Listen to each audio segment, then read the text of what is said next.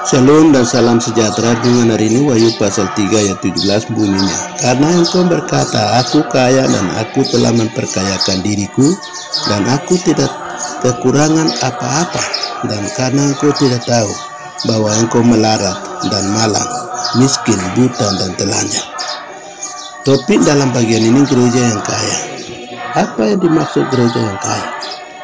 Dalam nas ini ada dua kekayaan yang dijelaskan, kekayaan rohani dan kekayaan jasmani.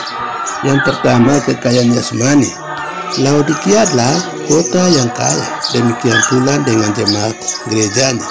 Kota itu disokong oleh 3 industri besar, keuangan, tekstil, dan obat mata. Laodikia juga merupakan pusat perbankan yang besar. Berbagai pakaian mahal dari wol hitam yang dipakai oleh para hartawan Roma pun diproduksi di kota ini. Dunia farmasi juga berkembang pesat karena obat-obat mata yang diproduksi di kota ini dijual seluruh penjuru dunia. Itu sebabnya warga gereja yang kaya ini menyombongkan diri dengan berkata bahwa mereka tidak kekurangan apa-apa, ayat yang ke-17 tadi. Yang kedua, kekayaan rohani atau kaya rohani. Betapa kekeliruannya pemikiran mereka. Yesus mencela kerohanian mereka yang suam-suam kuku, sehingga dia akan memuntahkan mereka dari mulutnya. Bapak Ibu Saudara, ayat 15 dan 16 silakan melihatnya.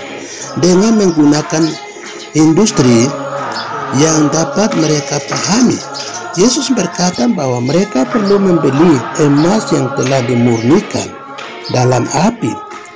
Bapak Ibu Saudara, yakni kekayaan surgawi yang harus dimiliki. Mereka juga harus memakai pakaian putih yang telah dibasuh dengan darahnya, yang bersih dalam darah anak domba Allah. Mereka perlu mengoleskan minyak untuk melumas mata mereka.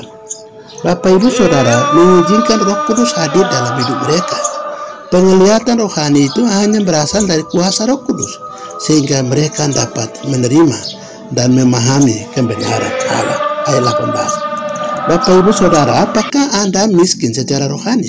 Apakah kekayaan dan harta duniawi itu penting? Bapak Ibu Saudara, jauh lebih penting dari kekayaan rohani daripada kekayaan jasmani. Kristus berdiri di muka pintu hati jemaat Laodikia dan harus mengetuk pintu hati mereka, tapi mereka tetap menutup. Ayat yang ke-20. Apakah saat ini Anda menutup pintu rohani atau membuka rohani? Yesus berdiri di muka pintu Anda. Kalau sudah terima, puji Tuhan. Kalau belum, membuka hati.